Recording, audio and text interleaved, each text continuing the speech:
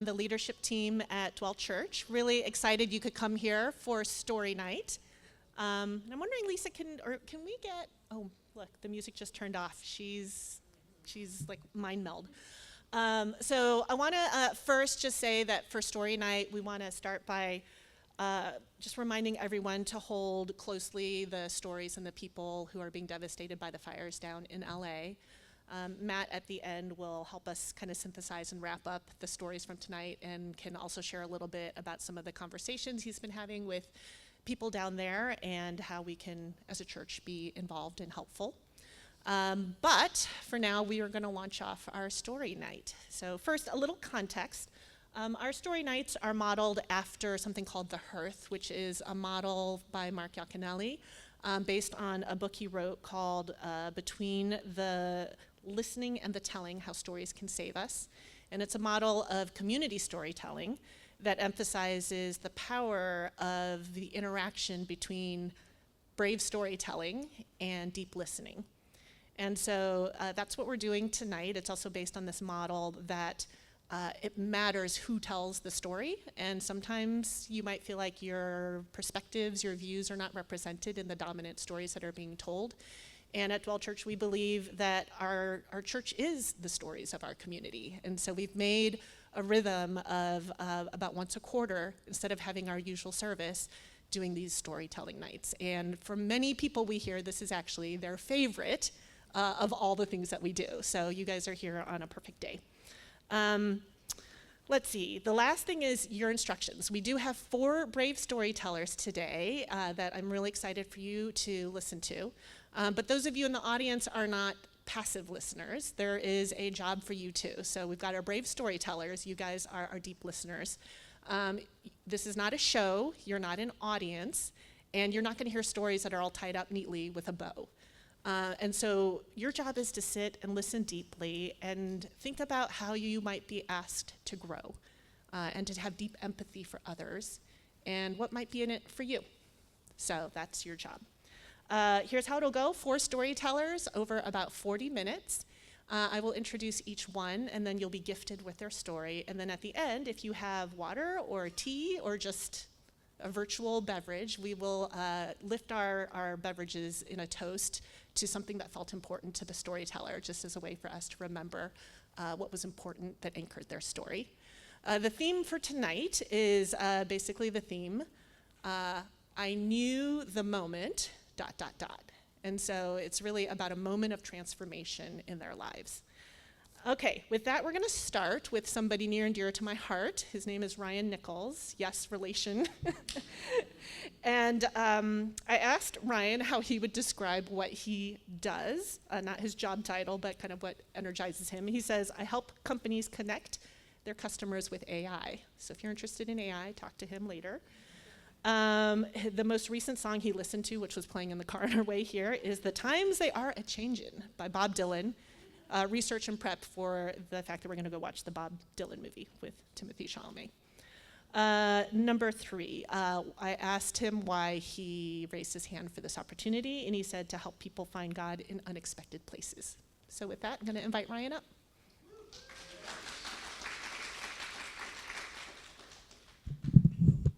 Thank you, Eunice. Thank you, dear. And hello, everybody. We're going to try not to break the streak of this being the most favorite night. That's kind of a knock on wood sort of moment, I guess. My name is Ryan, and I'm really excited to share with you tonight the moment when I learned that God is in the canyon. So there's something you need to know about me in order to make sense of this story, and that it's kind of I'm a mountain guy, not a mountain man exactly, despite the beard, but more somebody who's framed a lot of his life in relation to mountains. You know, it's certainly where I get a lot of joy, whether skiing or backpacking or mountain biking. It's also just how I think about things like my career, you know, like grinding through the plateaus or what's the next peak. My dad actually, his finance colleagues called him Mountain Mike because the mountains are where he made all of his good investment decisions, and that's certainly where I've made all my good decisions too, including the decision to propose to Eunice in the mountains. My dad took me to the mountains, and I take my boys to the mountains. My oldest, his first backpacking trip was at 2 years old, and Tyler was camping at 2 months old. So it's a spot that also over time I've learned to hear the still silent voice of God. Like that's where I was as I developed my Christian faith as an adult. But that's a different story, actually. Tonight's story is about how I learned to be with God, not just in those mountain moments, but also in the canyon. And it occurs during a season of my life when I was in between jobs. I had this epic backpacking trip planned in the Sierras, because that's what I do, right? That's where I go to make big decisions, figure out what's next. And this time around, it didn't work out that way because of a wildfire, which I know a lot of us are thinking about this week. Wildfires disrupt the best laid plans, and it did for me that summer. So I had to come up with the plan B. So for me, this was a few Google searches, and I called a ranger station, and then I was off to an unexpected pilgrimage to the Grand Canyon, which is not the sort of place I usually go for backpacking, but there's this trip, which is called the Escalante route, where you descend from the south rim of the Grand Canyon and you spend 5 days backpacking along the river, and then you climb back up. And I embarked on this trip, which ended up being just 5 wild, spirit-filled days that I experienced as walking with God and seeing God in the canyon. And I thought I'd just share a little bit of what I learned on that trip, the moment when I saw God in the canyon.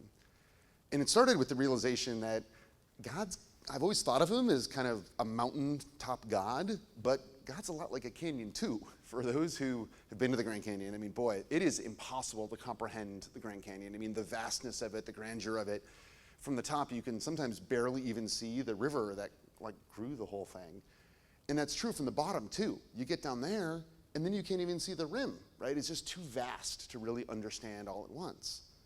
And I came to understand that, God's a lot like that, right? The best you can do is just kind of be with him in a moment, right? And just get some little glimpse of who God is to you in that moment. God is doing work in the canyon. I learned that as well. In the Grand Canyon, a lot of the work is being done by the river. And when you're at the bottom, it is just impossible to imagine how these waters could carve this vast trench in the desert. And there are some like showy, rapidy sections, but most of the work is done relentlessly through long stretches of time, just by showing up and moving forward. And that's how the river creates the canyon. And I think I learned that's how God works a lot of times too. It's not with the showy, splashy work of the rapids. It's God doing the relentless work every day. God does give gifts in the canyon. I learned about that a little bit too. When you're in the desert, the biggest gift is water. And when you climb up from the river of the Grand Canyon, water is hard to come by. And so one of my days was a very long walk up through to what I imagined was going to be an oasis. It was marked in the map as a spring. It was halfway up. I thought maybe I'd even take a little dip in the waters. And then I arrived and it was this, like a mossy puddle.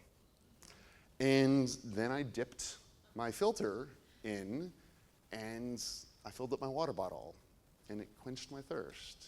And it ends up, it's a total miracle to have a spring like this halfway up the canyon. And it wasn't what I was imagining or maybe even hoping for, but it was what I needed in that moment.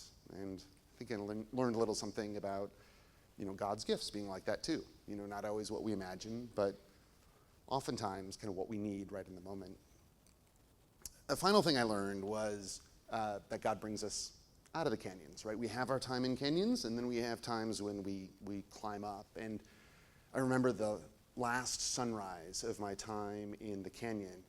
And sunrises, when you're on a mountaintop, like the sunrise is sudden and it's dramatic and the sun is up and you're bathed in light. And it works a little different when you're at the bottom of a canyon because the sunrise kind of sneaks up on you, right? You get the light reflecting on the walls of the canyon long before you see the sun. So you start hiking and it's still cold, right? Because you're not in the sunlight yet. And then it'll peek over the edge of the canyon, and it's amazing. And then it's gone again, right? As you hike and follow the contours of the canyon walls. And then you'll get another sunrise, right? Like 10 minutes later, as you kind of peek out and the sun peaks above the rim of the canyon.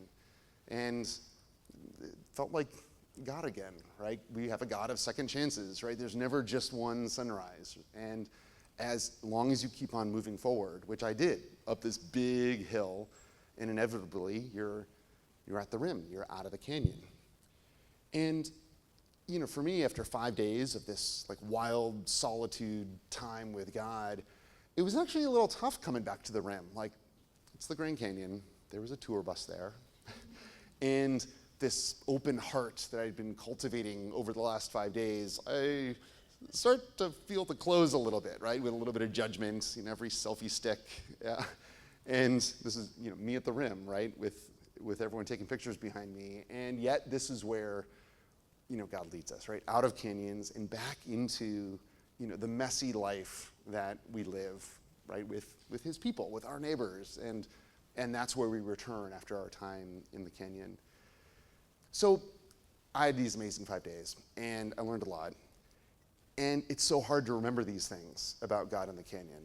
A very short time after this experience, I broke my foot. This also is a different story, but I was chasing my son down a flight of stairs and broke one of the smallest bones in your body that just took me out. I needed foot surgery. I was taken for a while, like away from the mountain experiences that I love, which also are like how I cope with stress and also part of my identity. Like I started this new job and I didn't want to introduce myself to everybody like as the guy on crutches. That's not who I was. I was the mountain guy, right? And so I was definitely in a valley. It was an emotional valley. And seeing those same lessons that I learned about God from a physical valley and applying them to the emotional valley was really hard. I just had this experience, but I wasn't seeing God, the grandeur of the canyon, right, from the edge of this emotional canyon. I wasn't seeing the work that God was doing at the bottom of it. I wasn't seeing the relentless flow of the waters shaping something better. I wasn't experiencing any of this as a gift. But then I started to, right? Slowly, step by step, I started to experience these things and led to these things by God, whether it was just small things like conversations in the backyard with friends that were stopping by. Thank you, Alonzo. Thank you, Phil. Whether it was conversations with colleagues, right, that my newfound vulnerability kind of made possible, right? People telling me about when they'd been hurt, right? And conversations that we wouldn't normally have had in this corporate environment. These were ways that even just experiencing the sunshine in the backyard, right, that I felt led step by step out of this emotional canyon and other canyons in life. And so that's what I wanted to leave you with today was just gratitude that this mountain guy came to realize that I serve a God who's so much more than a mountaintop God, right? Serve a God who's also with us in the canyons. And so with that, let's raise a glass if you have one and have a toast to God in the canyon. Thanks, everybody.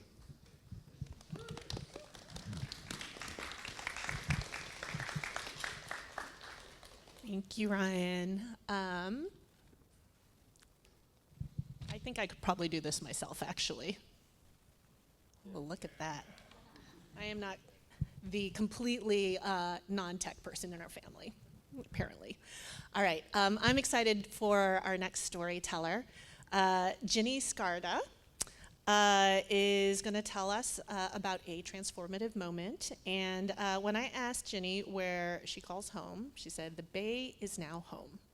But she did grow up all over, so ask her about that later. What do you do? She said, weekdays I'm an engineer, but on weekends, how appropriate, I'm gearing up for mountain adventures. Climbing, backcountry skiing, and other wild and crazy things. So maybe you and Ryan need to get together and try not to break some bones. Her favorite word is lunch, which I think is pretty cool. Okay, and why she said yes to this invitation.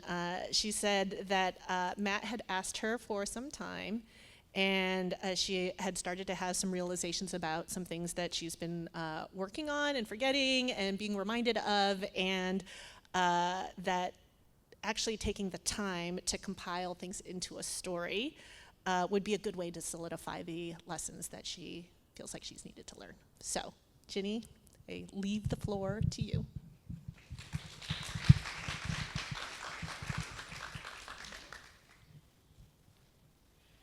I was going to sit, but I guess I can stand. Yeah, very appropriate. I'm going after Ryan. Thank you. That was an amazing story. Yeah, I think maybe one of the identities I have is pretty accurately summed up by this hat I love that says Backcountry Babe. I think that's pretty accurate. Yeah, so this past year on paper for me was amazing. I spent almost every weekend in the mountains with one of my good friends, and we were constantly blowing our minds. We were climbing and skiing peaks that we never thought would be possible. But about halfway through the year, I kind of started to feel a bit hopeless, meaningless, even as I was doing all these outdoor adventures that I love and that I know fill me. And it started to feel more and more like I was maybe using these trips to run away from something, but I was too scared, to stay home and find out what that was. And then I guess I was kind of forced to, not at home. I was in Chicago in October for work, and I visited my aunt's house. And as I walked through the door, I realized that the last time I had been there was 5 years ago, when I was driving across the country with some of my mom's things just after she had suddenly passed away. And that visit really shook me. When I came back, I felt the grief again, really strong and fresh. It was really raw, uncontrollable, similar to how I had felt when I came back to California 5 years ago. But something was different now. I realized that 5 years ago I had somehow also had hope, and I couldn't understand now how I could possibly have had hope then. Maybe it was just that I hadn't realized what I had lost then, and maybe this darker, more meaningless, hopeless grief was somehow more real, less naive. And then about a month later, I was having dinner with a friend I hadn't seen in a while. And I mentioned that it had been 5 years since my mom had passed away. And she stared at me really shocked, and she said, "Really? It feels like it just happened." And then I remembered. I remembered that this friend was there the night my mom passed away. That the second I texted this friend that my mom was in the ICU in DC, she got on a plane and she flew across the country to support me. She had just started a stressful job at Tesla, but she came anyway. I didn't ask her to. I didn't know how much I needed it. She came anyway. And my mom was in a coma in the ICU for 2 weeks before she passed away. This friend came both weekends. And she did so much. She organized a message group so she could keep all my friends updated and I wouldn't have to. She came to the hospital. She was there. And sitting in the restaurant with this friend and starting to cry, I realized what had given me hope in that raw, fresh grief 5 years ago. It was this intense sense of gratitude. So thankful for the amazing kindness and love of this friend that I didn't know I needed, that I can never repay, that's forever intertwined with the memory of losing my mom. And don't get me wrong, I still feel plenty of anger and bitterness and sadness. And I think it's this gratitude that helps me process that grief and think about my future with hope. And this realization was kind of further cemented when I went back to DC this past December. I've been kind of avoiding this for a while, scared to go back, worried it would just dig me further into that pit of loneliness, bitterness. And definitely, those were some of the first emotions I felt there. And I was really shocked to find that the first time I cried on that trip, I cried tears of gratitude. I was just overwhelmed with a sense of gratitude that there's this place I can go back to and know that my mom was so happy, that she was living such a meaningful and impactful life. So thankful for the amazing community that she had created out there. It was a really paradoxical thing that the two strongest emotions I felt on that trip were grief and gratitude. And I felt that gratitude again coming back from the East Coast to my amazing community I have here, to my adopted parents, Lisa and Gonzo, who I met in Grief Share, who have endlessly supported me and loved on me since the beginning of my grief journey 5 years ago, to my amazing roommate, Cindy, to Minji I just met last night, to my church community, to my amazing friends. I think in my search for hope and meaning this year, I've been looking everywhere except my darkest time, losing my mom. But it was really in that time that God met me in the most powerful ways. It's by far the strongest reminder I have of how loved and held I am. And I hope this is just the beginning of the story. I hope that powerful reminder continues to drive me to seek and prioritize church and spiritual community, and to find ways to so fiercely love the people around me in the ways that I've been so fiercely loved, and to stop running away from my grief, to lean into it, and to hope that something beautiful can come out of it. So I'd like to raise a toast to both the darkness and the light in our hardest times. Thank you.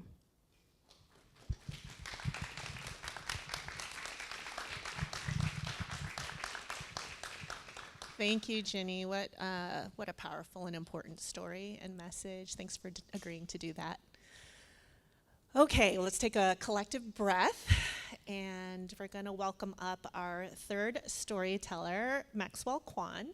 I have just, because of this story night, gotten to know Maxwell a little bit better. I asked him where he calls home, and he said, "I call home a place where I feel comfortable and safe, whether with family and friends or spending time by myself at my favorite museum and restaurant."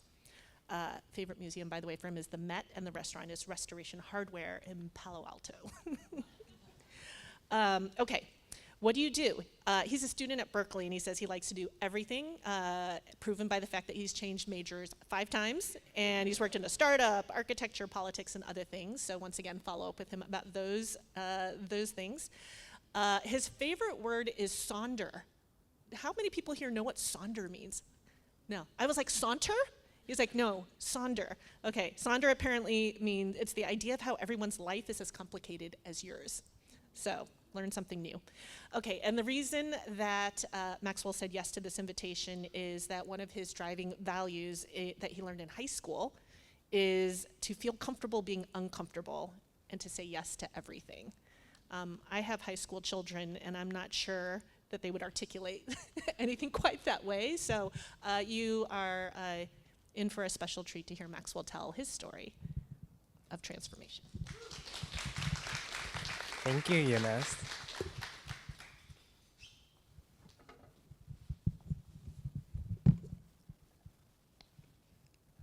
My story is called "The Moment I Knew I Couldn't Look Away." And the idea from the story really came from this season of my life. And a concept I really love is the 7-year rule. I don't know if you've heard about it, but it was a concept developed by researchers at Oxford. And it's the idea that every 7 years, or by the 7-year point, a friendship will either cease to exist, or it will be the moment where they undergo the most dramatic transformation. And tonight I'm going to tell you about my first friendship that hit that goal a couple months ago. And this is my best friend, and we actually met at Christian private school up on 42nd Avenue, and it was a tiny, tiny Christian private school. There were only 56 students from kindergarten through 12th grade. There were 7 students in my graduating 8th grade class. And I just remember she came for 7th grade, and this was actually her second year of middle school. And we were actually in the same class because since the school is so tiny, they had to combine classes. And immediately we just clicked. We got super close. We always sat next to each other. And it really felt like it was us against the world. We navigated everything that the average middle schooler would navigate. a power-hungry PE teacher who tried to write everyone up for everything, a hormonal teenage boy who had the most Chinese tiger mom, and all the other complexities of middle school. But one day, the school announced that they were shutting down because there were not enough students, but they were gonna finish out the year. And I remember I was really at peace with it because it was a really hard year for me. But she was really sad because she came from a very toxic environment and she felt finally like she had a home. But then I went on to high school and she went on to her third year of middle school. And just like most childhood friendships, when you don't see each other every day, you start to drift apart. And throughout that time, we survived a pandemic, the ending of other friendships, and the passing of my best friend. But we still kept a friendship.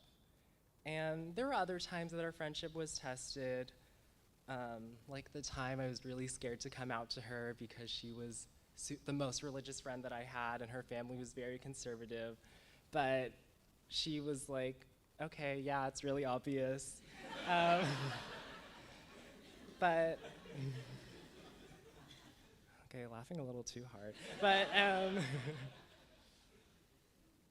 there were so many times that I also felt like I was putting so much more into our friendship to keep it alive, because when I first went to Berkeley, I was the only person who would text and the only person who would call.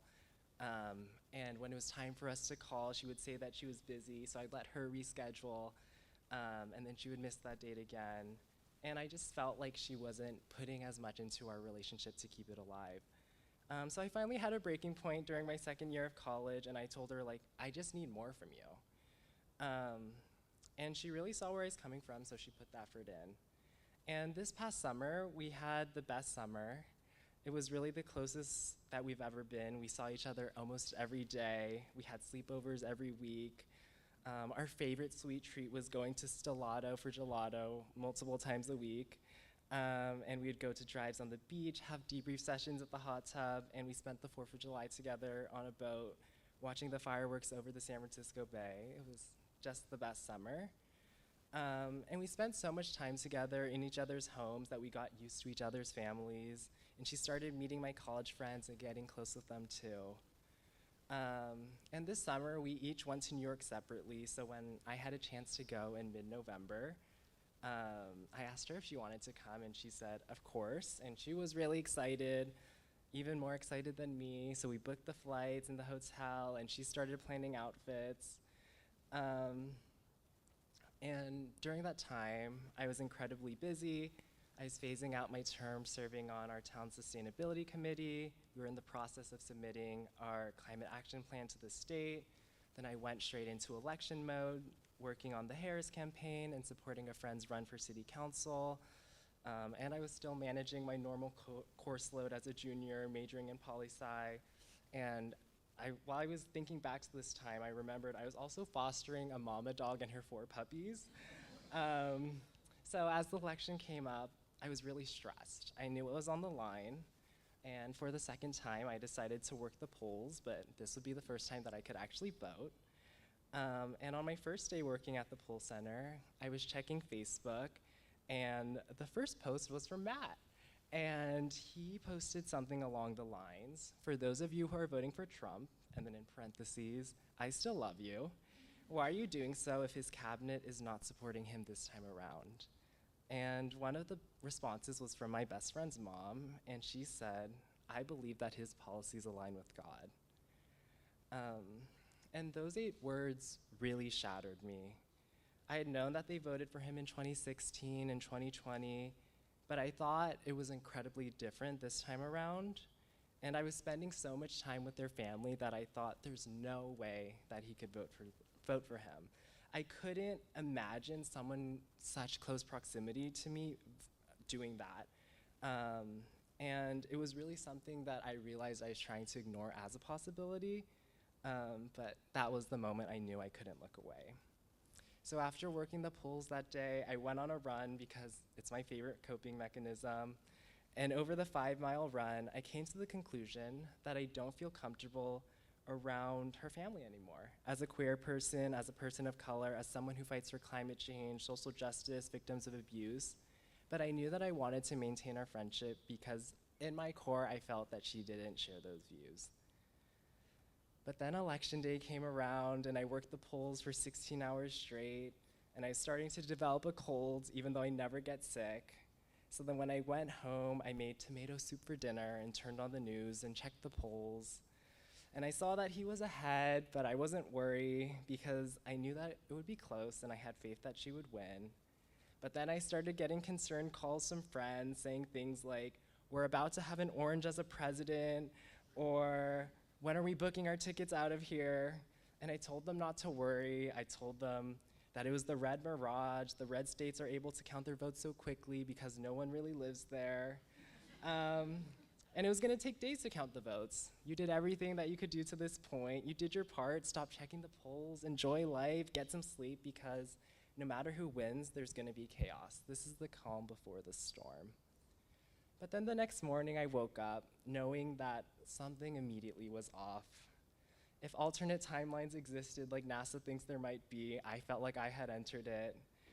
And I avoided all the news and social media because I just wanted to live in a place for a couple of hours where I didn't know. But in my gut, I already knew. So since I'm so helplessly type A, I immediately went into planning mode, trying to figure out which country my family should escape to. But then when I finally checked and I found out the news, I think I really entered survival mode. I felt broken. I felt like I saw our country in a whole new light. It was moving backwards. That Saturday, I had plans to hang out with my best friend, but I knew that things were going to go down. So when she offered to drive, I said, it's okay, I'll pick you up, because I knew I didn't want to be the one without the car. But she got in my car and asked me how I was doing, and I answered honestly with, not that good. And she was like, why, what's wrong? And I said, the election? And she responded with, yeah, it's really sad. And then when she said that, I was like, oh, maybe she did vote for Kamala. And as we continued driving, it was silent, but after 2 blocks, she said to me, what's wrong? And I said, do you really want to know what's wrong? And she said yes, so I went into a huge rant, starting with what her mom posted on Facebook. Then I dove into systemic oppression, victims of sexual assault, members of the LGBTQ community, access to abortion, education, and Project 2025. I told her how I didn't feel comfortable stepping foot into a home where they voted against my rights. We were headed to dinner on Burlingame Ave, and my tirade lasted the whole 15 minutes until we pulled into a space. And she said, I don't even know what to say. I feel like you hate me and hate my family now. And I was kind of dumbfounded.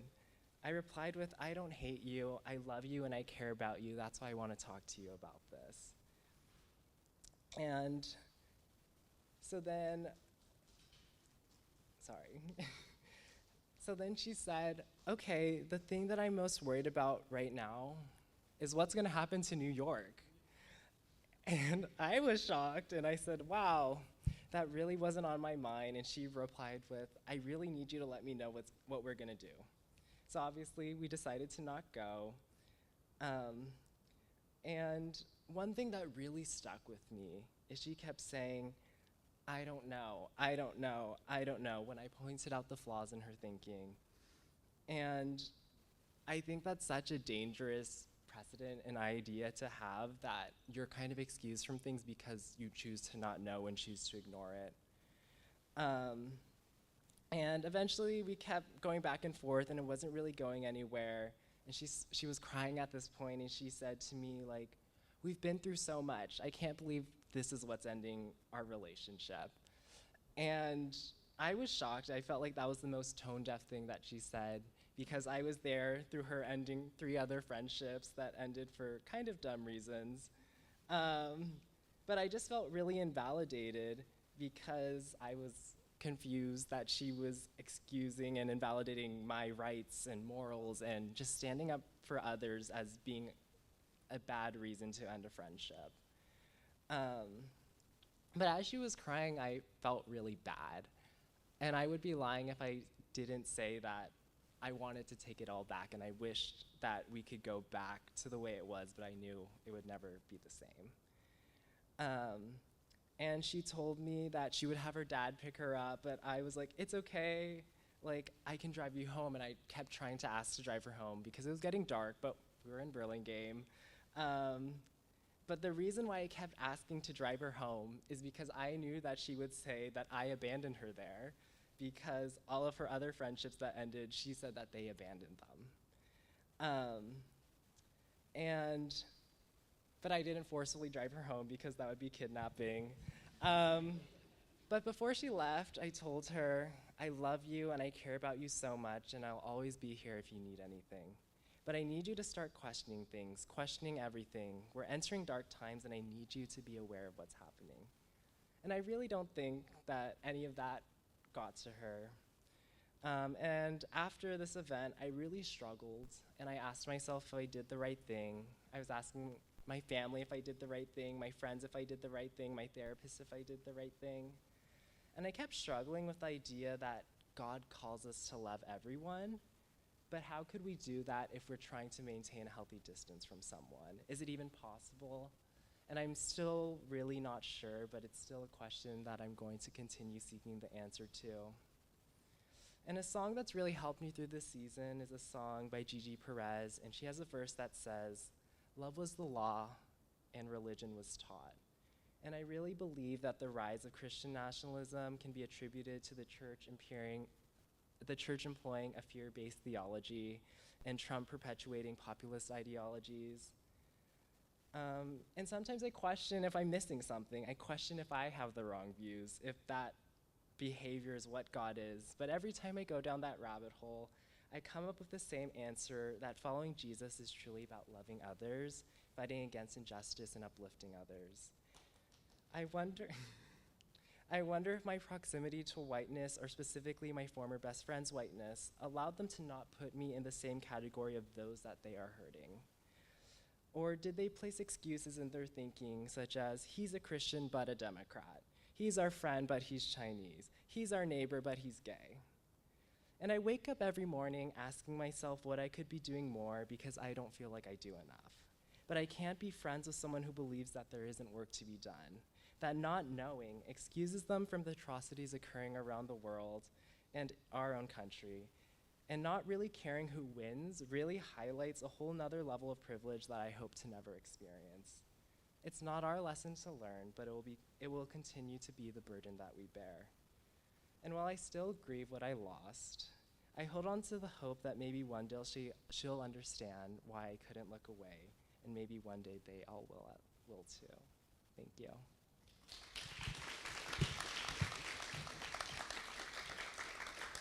And we'll be raising a toast to Love is the Law.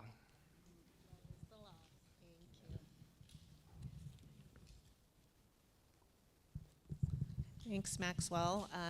Just another reminder of what it takes to do brave storytelling and for us to do deep listening. So thank you for that. All right, we are rounding the corner for our last storyteller, somebody who will be very familiar to those who attend Dwell, because it is our very own Lisa Mario. Where she calls home, brand new news as of Friday. She and Eddie closed on a house in San Bruno. So San Bruno is home. What does Lisa do? She says she's raising 3-year-old twin boys, i.e. keeping them alive, and she leads worship at Dwell Church. Okay, why did you raise your hand to tell this story? She says, I want people to know that their story isn't over. So with that, Lisa, bring us home.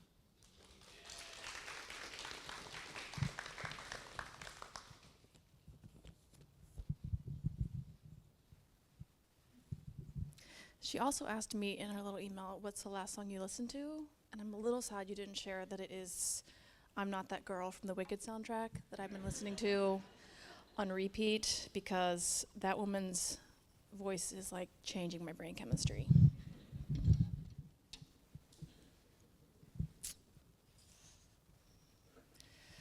I walked down the aisle on a beach in San Diego in June. to the song Beautiful Things. The words say, "You make beautiful things out of the dust." I got married when I was 28, and on my wedding day, I knew that marriage would be hard, but I believed that if I trusted God enough and I worked hard and I really committed, then I would be married till death do us part.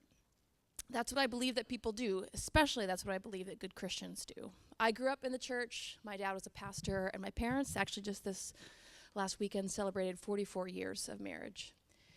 But it only took about 6 months for me to realize that my marriage was going to be harder than I realized or had ever imagined. At the time, I was on staff at a very large church, and I was serving in a very visible role. And I was terrified to tell anybody that I was really struggling. And I spent a lot of years just smiling and telling people, no, it's great, things are great, and we're great, and everything's okay. But behind closed doors, I was not okay, and our marriage was not great. We went to counseling on and off. We saw multiple counselors, hoping someone would help us fix the problems that were in our marriage. I read a lot of the marriage books, a lot of which, by the way, are really toxic and really patriarchal and not at all helpful. I tried everything that I could think of. I spent years just begging God for a miracle, begging him to change something. And I remember one particular night, I was lying in bed. I can just still vision my bedroom, looking at the ceiling fan. And I felt like the walls were just closing in on me, and I felt like I couldn't breathe. I didn't have a name for it then, but with time and therapy have helped me to understand that was my first anxiety attack. I could not see a way out. My marriage, as it was not honoring to God, but I didn't feel like a divorce would be honoring to him either. I was afraid of losing my career in ministry if I told anyone or if I got a divorce. I felt really, really trapped. There's a verse in Psalm 18 that says, "The cords of death entangled me." There were some really dark moments where I felt like death was going to be a better option. I never intentionally wanted to end my life, but I would sometimes fantasize about getting hit by a bus, or sometimes like just some other way of my life ending. That felt like the only way out. I remember God bringing another verse that's just a little bit farther down in Psalm 18, that he has brought me out into a spacious place. And I would just cling to that image of like a spacious place, just envision myself like maybe in like a field, somewhere I could breathe. And I would cling to that like a lifeline. And then after days and months and years, it was 4 years actually, I came to the realization that I could not do it anymore. I literally woke up on a Thursday morning and it was like, I'm done. There was no particular instigating event. The day had just finally come. That was my moment that I just knew. I remember thinking, I don't know what God thinks about this or me, but I'll deal with him later. Our marriage had a level of unhealthiness and toxicity that I could not overcome by myself. These were not issues of like, oh, he's squeezing the toothpaste tube in the middle, or he leaves his underwear out, or he's watching too much football on Sundays, or even just, I'm not happy. There were issues of ongoing, unrepentant behavior on his part, and I had to leave. And I can now, again, thanks to time and therapy, name that there was verbal and emotional abuse that I was enduring. And now, living on the other side of it, I would encourage someone who's in a similar situation to invite a few safe people to be a witness to your marriage, even if it's terrifying. For so long, I didn't tell anyone what was going on, and I suffered alone, needlessly. I didn't need to do that. And at the right times, they'll be the ones to encourage you to keep going, to try something else, find a new counselor. They'll pray with you, they'll pray for you. And they might also be the one to tell you, yeah, marriage is hard, but not this kind of hard. This is not normal. Or in the end, they'll be the ones to validate you and say, you have done everything you can. There's nothing else that you can do. One of my biggest fears about choosing to get divorced was that God would be done with me. I'd made such a mess of things that he wouldn't be able to use me in ministry anymore. And not just ministry, but I kind of thought my life was over, that I had failed. My story was over at 32. And honestly, that just revealed a lot of wrong ways of thinking that I had about God. And I wouldn't have said this out loud, or there wasn't a conscious thought, but apparently I believe that if I had did the right things and did them in the right order, then God would work things out for me in a certain way, or that I expected or that I wanted him to. This May will mark 10 years since that Thursday morning, that moment that I knew. And my gosh, I sometimes think about that, and if I could go back and show myself a picture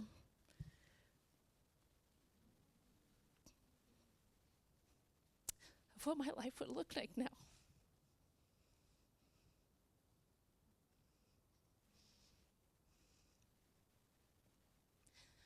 wouldn't have believed it. He does make beautiful things out of the dust. It wasn't the one I was thinking of when I walked down the aisle in 2011. But now I'm married to a wonderful man. I have 2 beautiful, healthy boys. I have an amazing faith community. And now I'm on a church staff where, thank God, I'm not fearful about sharing a struggle and getting fired. Matt? God has been better to me than I deserve, and I'm so grateful. So if you're somewhere in your story where you feel like it's over, or maybe you wish that it was over, don't give up, because it gets better. And it may not look like what you thought it was going to, but it's going to get better. So, my drink's over there. To your story not being over.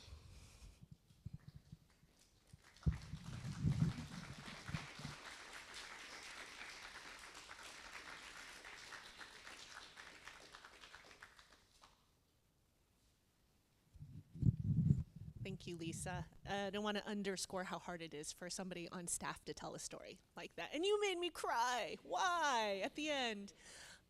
So I just want to read one quote from Mark Yaconelli and that book that Matt shared with me and other folks on the leadership team a little early on. He says, "The transformation occurs in the space between one heart and another. To be heard by someone who is present, open, and caring is to be led into freedom." So thank you for being the audience that listened. I'm going to invite Matt up to do a little synthesis and close us out.